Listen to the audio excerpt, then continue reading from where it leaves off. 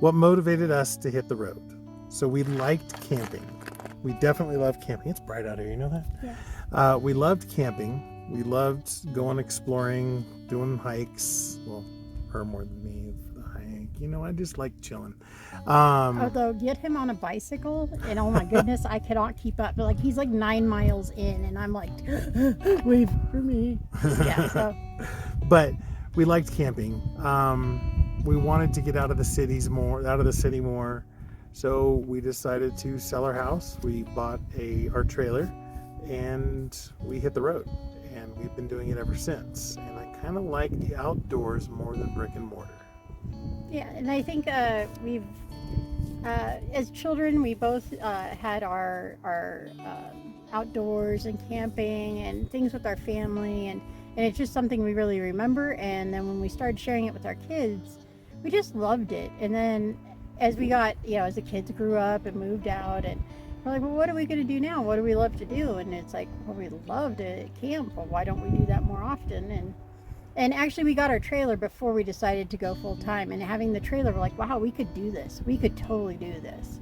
And we took that leap of faith, and I'm really glad we did, because our lives have been much more fulfilling since. Yeah, definitely. Our next question that we get to ask is, how do we get our mail? Where do we mail stuff to? How do we receive Walmart or Amazon?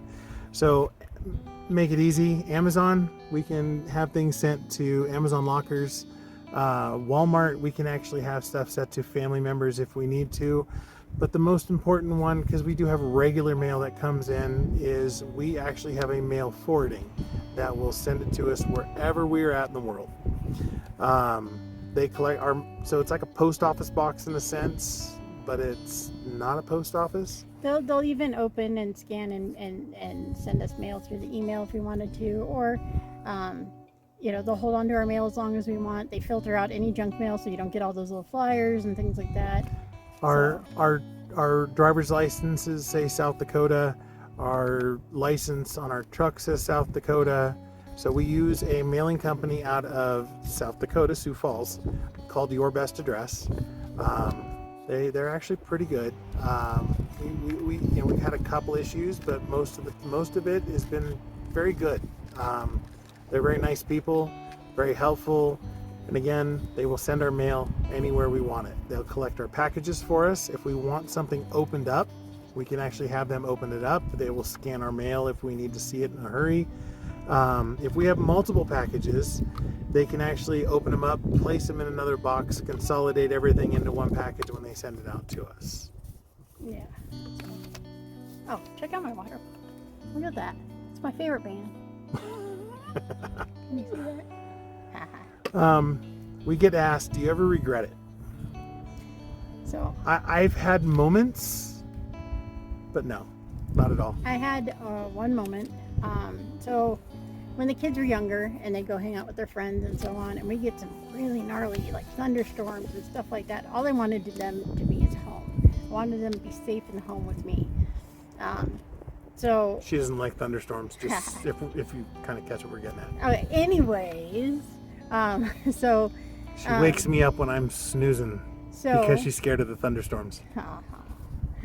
Okay, now that we've divulged my biggest fear. No, okay. Anyways, so when COVID started really getting rough and stuff, that was the first time I in the whole time. By the way, we've been doing this since 2017, so we've been doing it now 4 years.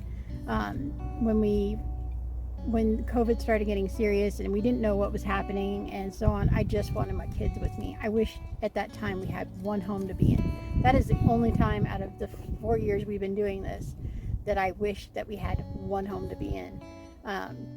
And still that wouldn't have worked. Our kids were too spread out. They had their own lives and their own children. They're not going to come and move in with mom and dad because mom's scared.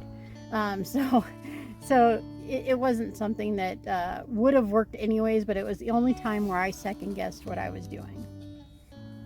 So we had a plan. We left Pennsylvania, and we had a plan. We were driving to South Dakota. We had a bit of a deadline, but not really, just kind of a deadline. So we're driving through Ohio, and I think this is within the first couple of days, we hit the road. With everything we own in tow and everything, and we hit the most awful thunderstorm. And wait, you can't make fun of me for this one. No, I can't, because it was a tornado. We're pretty certain. There was a tornado like half a mile away. We didn't know, but and we had two different vehicles at the time. Every car on the highway stopped. Yeah, Every so single vehicle stopped. I'm in a car by myself, and he's in the truck and trailer at the time, and we have walkie-talkies. And I'm like, what should I do? What should I do? What should I do? And he's like, no, it's fine. It's fine. It just wait it out. It got so bad that I'm like eyeballing the ditch next to us.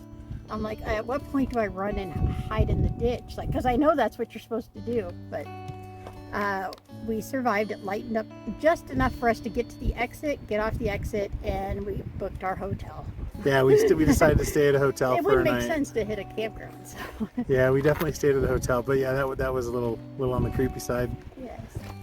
I think that was probably the scariest moment we've had in our travels, at least in the United States. I'll give you that, in the United States. No, but you had one situation. I wasn't there, thank God, but it's the only time where our stuff was in danger. Oh yes, that was in Maryland. Yes. We stayed at a city park in the city, like in the center of the city, and we were bouncing back and forth, visiting my daughter at her house, and going to stay when we were staying at this. It was a really nice city park. We had deer that would walk through it, super quiet.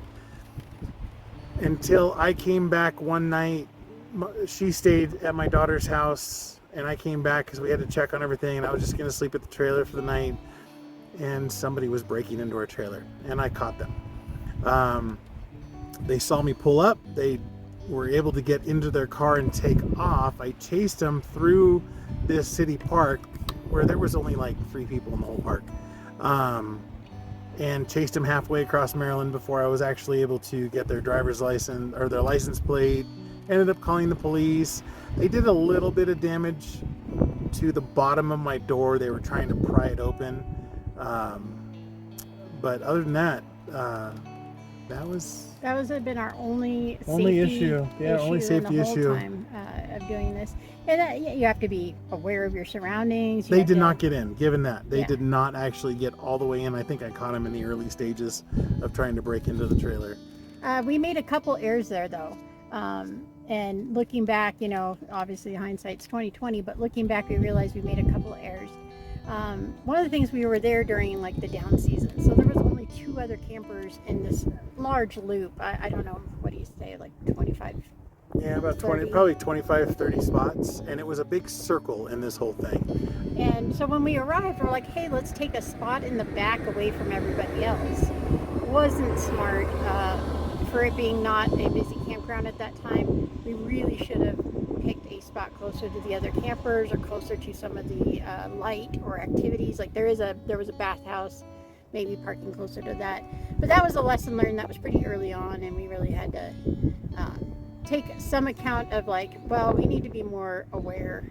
Also aware of where we're camping, because as after the fact, the police told us this isn't really a good place to camp, and we're like, oh, I didn't know that. So lesson learned.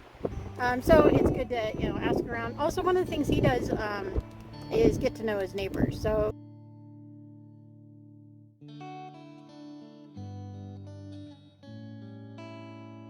even if it's just somebody across the way, he'll say hi, he'll say, hey, I'm Dean, or whatever. He needs to introduce himself and let the people know, get to know your neighbors. It's pretty cool. Last question. Oh, this is a good one. The most embarrassing question, and we've been asked. How do you do it? How do you all the other campers around you? Okay, well. Practice? Okay, so you have to be discreet, number one. It's just being respectful, but you're not shooting a movie. So They could be. well, yeah. So be respectful, but for the most part, people understand that you're grown adults, and what you do in your private life is fine. And most of the people that are camping out inside some of that BLM land or that land trust, they do this also. They are full time or they're 3/4 time.